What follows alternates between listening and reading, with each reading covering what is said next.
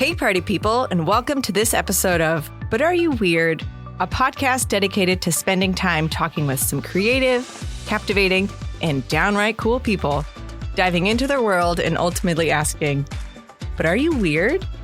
On part one of this episode, we met Robin, my bestie, and she shared a bit about who she is and what she does, and we laughed a bit about our trip to Vegas. Episode one ended with a bit of a cliffhanger as I was about to share my regrettable reaction to Robin sharing the news of her son's autism diagnosis. Let's pick up episode two right where we left off in episode one.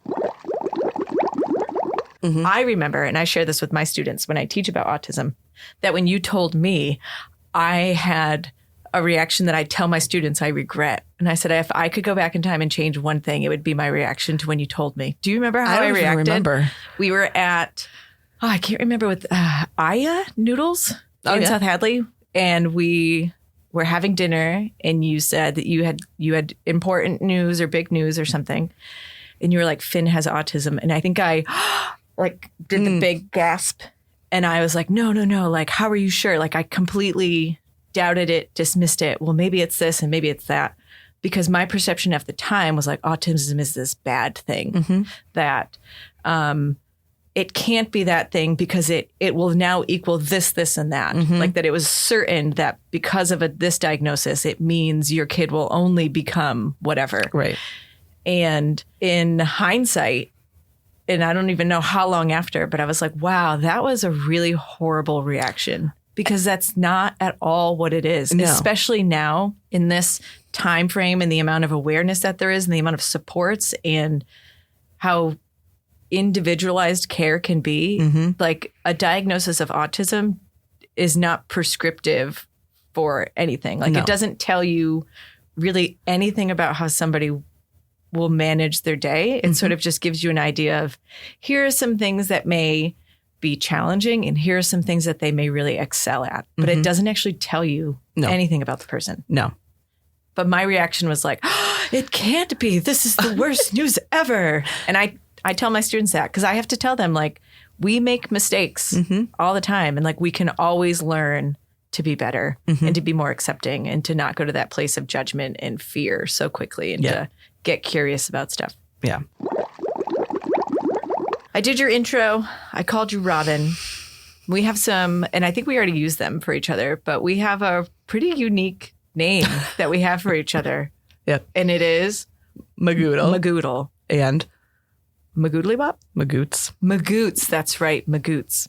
Yeah. Magoodly I don't know where I abbreviated Magoodle to Magoots. Who did we say we would have to be an honorary Magoodle? Michelle Obama? I think it was Michelle. Yeah. Okay, that's what I was thinking as well. She's totally. There was somebody else. I think Finn, when Finn was born, I said that he could be an honorary Magoodle. Where the heck did we come up with Magoodle? I can still see it. You don't remember? Is it the chest? Yes. Was that from your house? That was, oh my gosh, from my parents' house. Yeah. A wicker chest, right? And if I'm correct, did the bottom of it fall out? Yes, exactly. That was when we were living on Essex Street. Oh, was that also the origin of you there? Yes. With the umbrella? Yep. Okay. Now, yes, because it must have been wet on the bottom. That's why. Okay. So we lived together in the apartment. We were probably bringing it upstairs to the apartment for furniture. To the fourth floor. To the fourth floor. But we were still outside. Yeah, no elevator. No elevator. It was an old Holyoke building. We had probably put stuff in this wicker chest. Definitely did. And I had an umbrella. And I'm just goofy. And so I tapped on the chest to like, you there? You there? Like, we need to move you. You there? And I don't remember exactly, but I think we just had really weird, rapid fire, back and forth nonsense. And somehow we called it a Magoodle. Yeah. And I don't know where it came from. And I don't know any other word. Oh, maybe like caboodle? No. I don't even know. No. But it was Magoodle. And then we started calling each other Magoodle. Yeah. Are you going to tell the story of how we met? Yeah. You know what? It's my podcast. It's your podcast. You don't have to. You tell the story of how we met. Oh. I'm singing Taylor Swift in my head. I don't know why. The story of us is what I'm actually thinking of.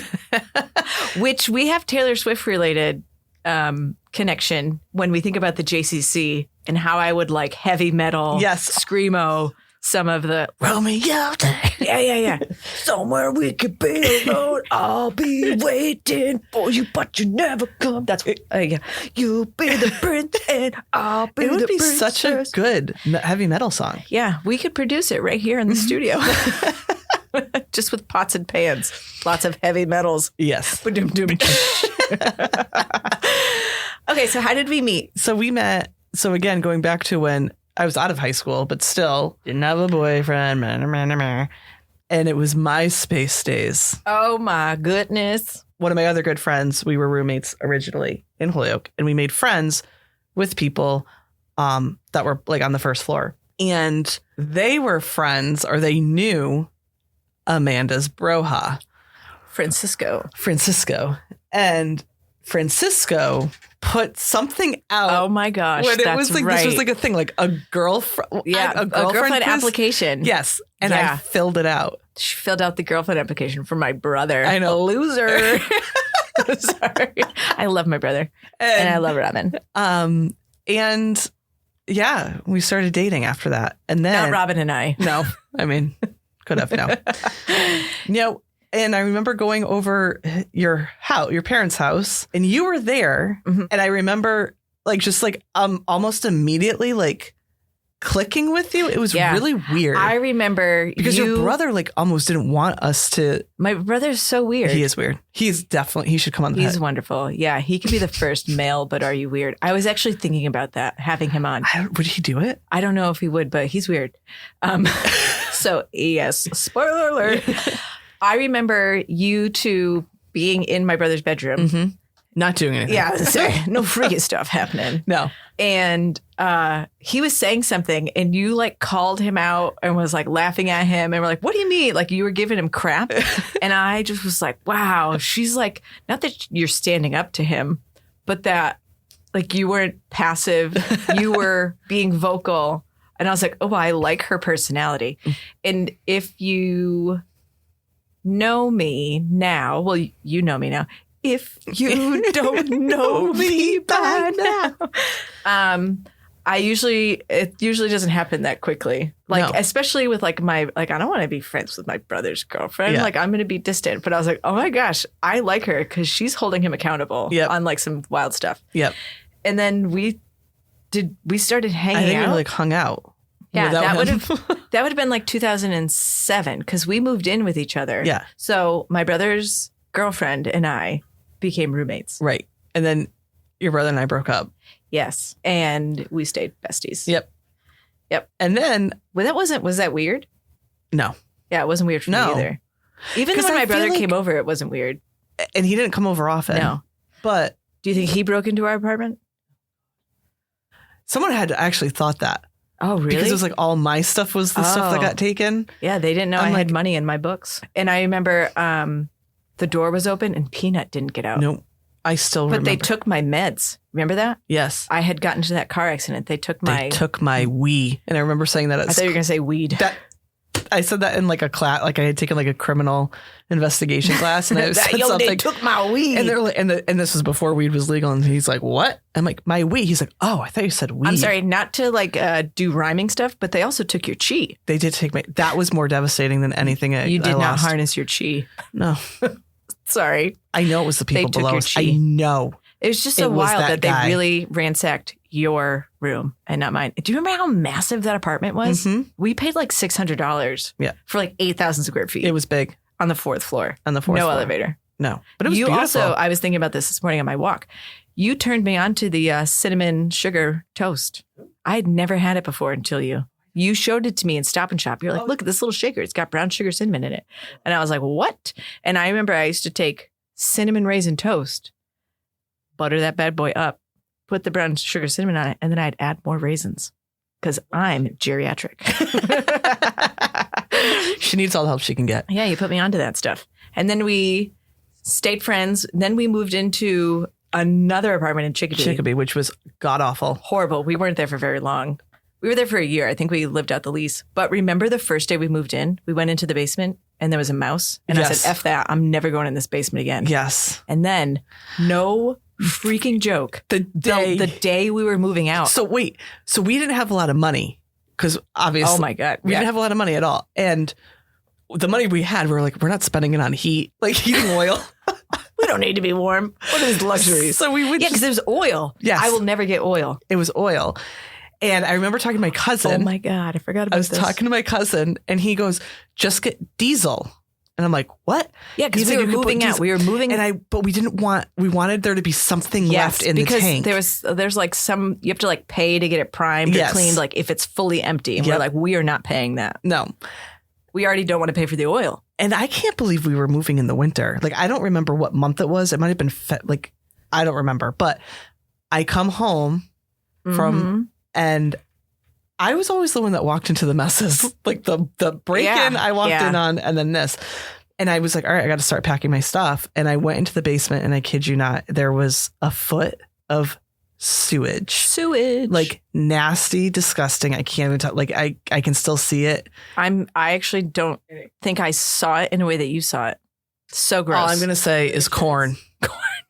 That's what I'm gonna just leave it at that. and the mouse. The mouse. We moved in the first day. We saw that mouse. And I said, I remember thinking like, oh my gosh, we'll put stuff down here. We'll put a couch. We can hang out in the basement. And I was like, there's a mouse. I'm never coming back down this stairs. No. And then on the final day when the basement flooded with sewage, we saw the mouse floating in the sewage. And I remember being like, I'm not paying for this. No. So I called the city of Chicopee and they sent like someone from the DPW out. And they're like, you cannot stay in this house. This is raw sewage. Who's your landlord? And I gave, and then they like pulled something up and they're like, and the guy was like a wicked scumlord. And he had been told multiple times that he needed to fix the pipe. I didn't know that detail. Because that was that was on his property. We were in a townhouse. We were the end unit on a townhouse and all the sewage flowed into ours. Went into ours. It was great. The other thing I remember about that apartment was when you showered, not you particularly, when either of us showered, there was the smoke detector that was right outside the bathroom. So every time you showered, the smoke alarm would go off. And the walls were so thin, I could hear the guy next door snoring. Yeah. And we had a kitty cat. We did Amelia. We had Amelia Bedelia. And we took our Wayne and Garth picture on the couch in that living room. Yep. That was an okay apartment. I also remember discovering lavender, like as an essential oil at that time, as being something that would aid with sleep. So I remember in my bedroom, which was, I think, really cute, fully decked out IKEA, like sunshine pillows and a purple bedspread. But I remember putting lavender essential oil on my pillow, but not diluting it. And so it was the most like profound smell of lavender that it actually kept you awake. And I could not get out of my pillows. Oh. That's what when I think about that room. Yeah. It was very cheap because, again, we had come from Essex Street. I had gotten bit by a dog on that street. On Essex Street or the... No, in Chicopee. Yeah. I was going on a walk. I hope our scumlord's listening. Slumlord. Scumlord? I always say scumlord, but I like slumlord. But I think it is millionaire. I think it is slumlord. I like scumlord. You there, scumlord of the earth. So here's another reason why I think I'm weird. Oh, okay.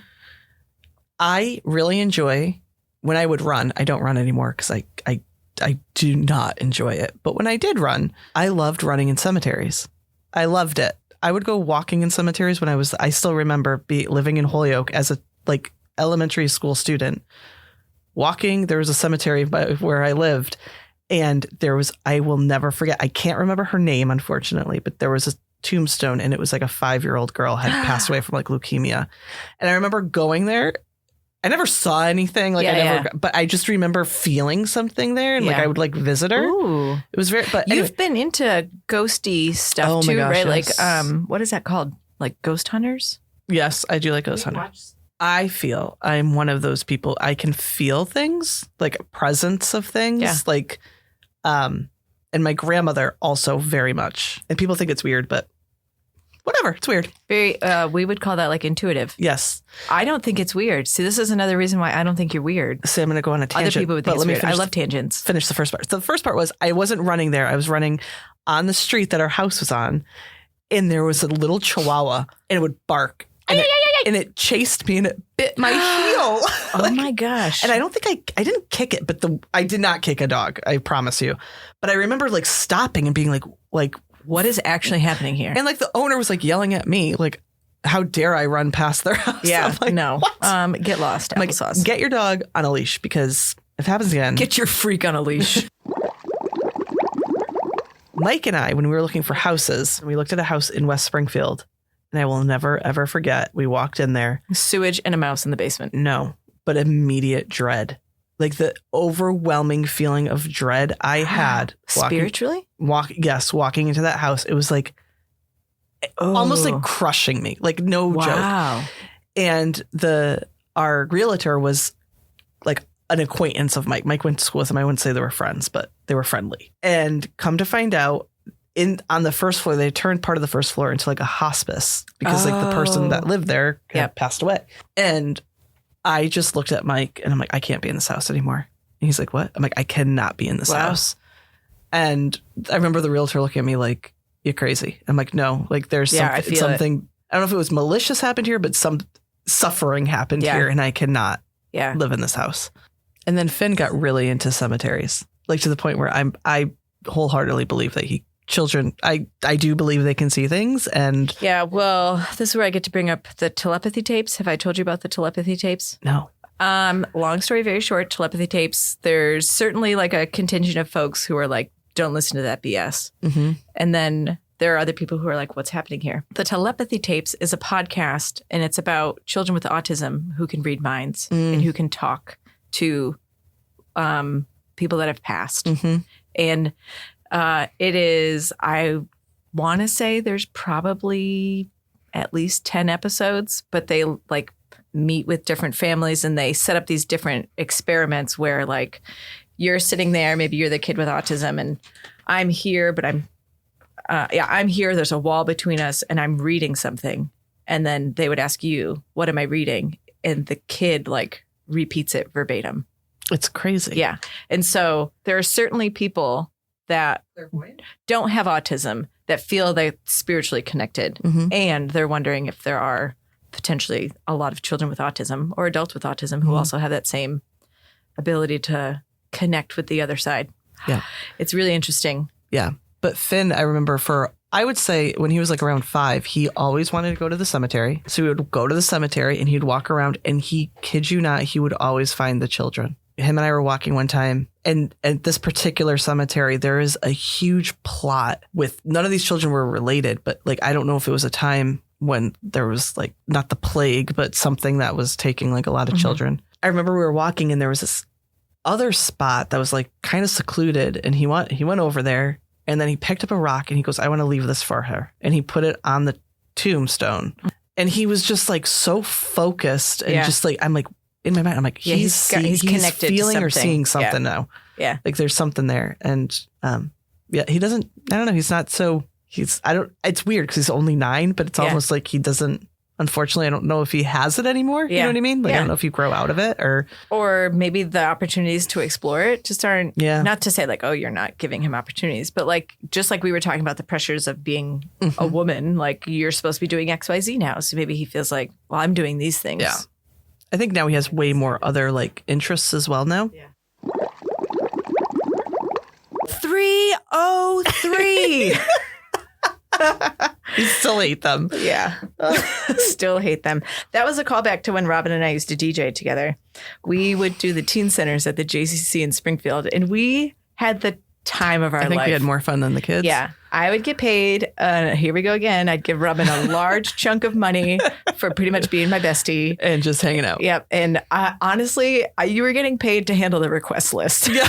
Because those kids were assholes. Sorry, Ken, you have to. Remember they throw the bouncy balls at us all the time?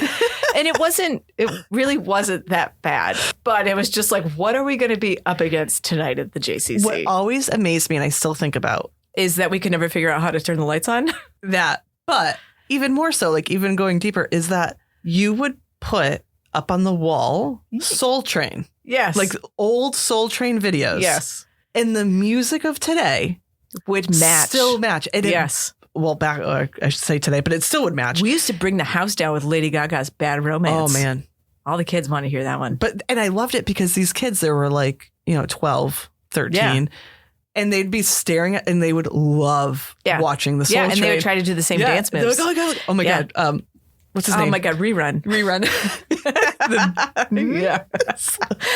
I also remember. That was me doing a dance. This is a shout out to something that my, I guess, DJ mentor used to do, Brian Nix, when I would be working with him at Six Flags, let's say, and he would play Hanson's Bop, which nobody wanted to hear, but he would say out loud on the microphone at Six Flags with this massive crowd of people. He'd be like, going out to my assistant by request, Hanson's Bop. And I'd be like, Brian, come on, man. Like, I'm not requesting that. And so when we used to do the JCC, we would play songs that we wanted to hear that these kids knew nothing about. And we would say, going out by request. So it'd be like, going out by request. And then I'd have the video for As Long As You Love Me by the Backstreet Boys. It was great. It was good times. One of our inside jokes is, Toy Story and You've Got a Friend in Me comes from the JCC. Yep. When I was playing a song and in the headphones, I was like, okay, I'm going to find the beat that matches. And I was like, okay, whatever song is playing right now, Sean Paul's Temperature, which was hot at the time, is going to blend in perfectly with this. And I was so excited about how I got the beats to match that I handed you my headphones. And I was like, Robin, listen to how great this transition's going to sound. And I'm like seriously amped.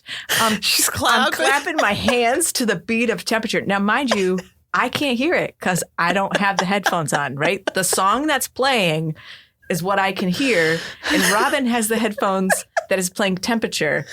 And she looks at me with the wildest face I've ever seen. And I'm like, what? She doesn't think this matches? Well, when I handed her the headphones, I had accidentally switched the song.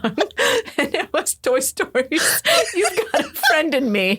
So imagine me being all amped up, clapping to the beat of Sean Paul's Temperature. And it's oh my God. Oh, it was great. I can still see you in my head clap. You got a friend in me. I'm being like, what? I mean, like, I was stomping my foot. Oh my God, I'm going to cry. And it didn't match. There was also a time where I don't remember who tripped. I think it was me. Probably me. It's always me.